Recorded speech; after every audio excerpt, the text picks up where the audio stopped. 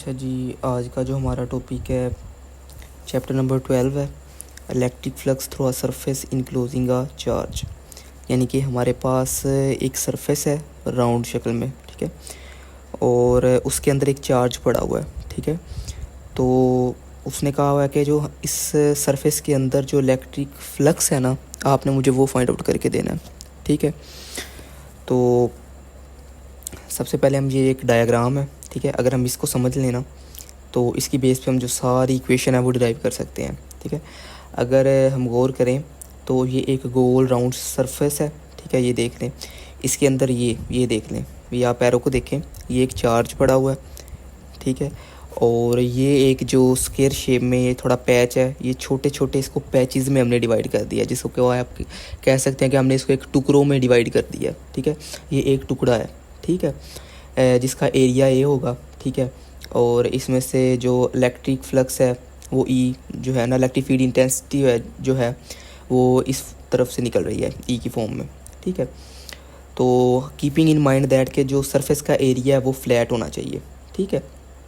तो यहाँ पे देखिए, ये हमारा जो फ्लक्स है, हमने ओवरऑल फ्लक्स फाइंड आउट करना है ना इसमें। तो जो फ्लक्स है उसका फार्मूला है rho E is equal to E dot A, यानी कि जो इलेक्ट्रिक फील्ड इंटेंसिटी है वो डॉट एरिया, ठीक है, इसका जो एरिया है, ठीक है। तो हम सबसे पहले पता क्या करेंगे कि हमने जो इसको नंबर ऑफ़ पैचेस में डिवाइड किया हुआ है ना, लाइक एक पैच ये है, इस तरह के कई और होंगे, ठीक है। हम हर एक पैच के ऊपर अलग-अलग जो है इलेक्ट्रिक फ्लक्स निकाल लेंगे, ठीक है।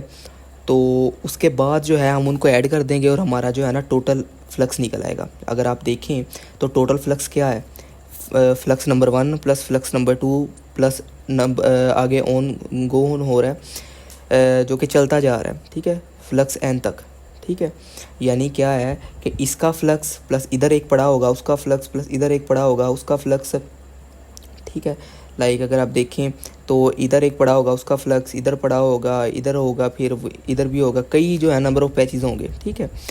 तो हमने सब के ऊपर अलग-अलग फाइंड आउट करेंगे और उसके बाद हम उसको ऐड कर देंगे, ठीक है। लाइक अगर आप देखें अब ये 1 2 n है। अब जो फ्लक्स मैंने क्या कहा था ऊपर, फ्लक्स होता है इज इक्वल टू ई ए, यहाँ पे भी हमने लिखा ई ए, लेकिन ए 1 होगा ई भी 1 होगा, क्योंकि हमने पहला फ्लक्स फाइंड आउट करना है, ठीक है।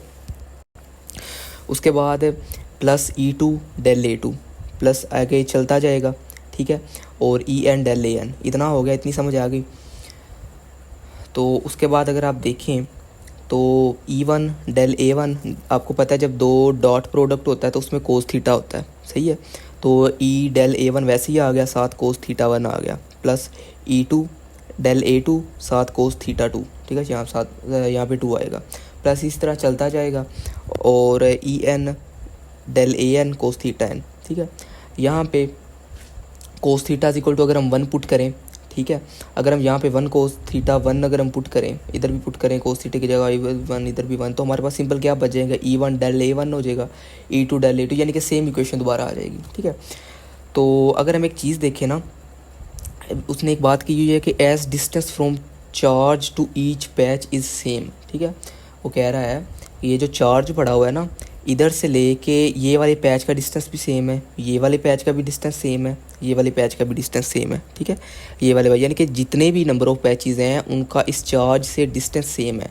तो कॉमन सेंस की बात है कि जब डिस्टेंस सेम होगा तो उसमें जो इलेक्ट्रिक फील्ड इंटेंसिटी है वो भी सेम होगी, ठीक है। यानी कि फर्स्ट सेकंड के इक्वल होगी, सेकंड थर्ड के इक्वल होगी, और ये सारी इक्वल होंगी सिंपल ई के, ठीक है। तो हम जो इक्वेशन वैसे ही लिख देंगे, डेल जो हमने ये वाली लिखी है, ये वाली E one del A one E two del A two, लेकिन सिर्फ जो ई वन ई टू है ना उसकी जगह पे हमने ई लिख दिया है, 1 2 नहीं लिखना, क्योंकि हमने बताया कि जो चार्ज है ना उसका सारे पैचेस से जो डिस्टेंस है वो सेम है, ठीक है। अब ये यहाँ तक स्टेप आ गया आपको समझ, ठीक है। उसके बाद अगर हम देखें जो ई है, इधर भी ई है, इधर भी ये, आगे भी ई है, ई हमने कॉमन ले लिया, अंदर क्या बच गया, del A one plus del A two plus del A three up to del A N, ठीक है। उसके बाद ये जो सारी चीज़ है ये क्या है, ये एरिया है ना, ई बाहर रहा, इस सारे को हमने लिख दिया ये जी सरफेस का एरिया है, ठीक है। तो हमने एक फार्मूला ई का फार्मूला यूज़ करना है और सरफेस एरिया का फार्मूला यूज़ करना है। ई का फार्मूला है 1/4 pi epsilon naught rho Q over R square, 1/4 pi epsilon naught Q over R square, और जो सरफेस एरिया है उसका हमने 4 पाई आर स्केयर जो है ना फार्मूला यूज़ करना है। अगर हम ये दोनों फार्मूला जो हैं हम इसी इक्वेशन के अंदर पुट करें तो ज़रा आप देखें ना, ई की जगह पे हमने ये वाला पुट कर दिया, मैं एक मिनट आपको करता हूँ, ये वाला जो फार्मूला है ठीक है ये हमने पुट कर दिया। उसके बाद ये सरफेस एरिया है, एरिया की जगह पे हमने ये वाला फार्मूला पुट कर दिया, ये देख लें पुट कर दिया। अब इनको कैंसिल आउट करेंगे, लाइक 4 पाई से कट गया, आर स्केयर से कट गया, तो हमारे पास जो फ्लक्स है ना, टोटल फ्लक्स जो है वो क्यू ओवर एप्सिलॉन नॉट है। ठीक है, जो ये है ना, ये हमारी फाइनल पे जो इक्वेशन है वो डिराइव हुई है। ठीक है, क्यू ओवर एप्सिलॉन नॉट। ये एक इम्पोर्टेंट लॉन्ग क्वेश्चन था चैप्टर नंबर 12 का, और ये मोस्टली बोर्ड का जो एग्ज़ाम है ना उसमें आया हुआ है, तो इसको अच्छे से प्रिपेयर करिएगा। तो नेक्स्ट इंशाल्लाह हम इससे आगे गाजीज़ लॉ है वो और उसकी जो एप्लीकेशंस वगैरह हैं हम उसको डिस्कस करेंगे अगली वीडियो में इंशाल्लाह। तब के लिए अपना ख्याल रखें, अल्लाह हाफिज़।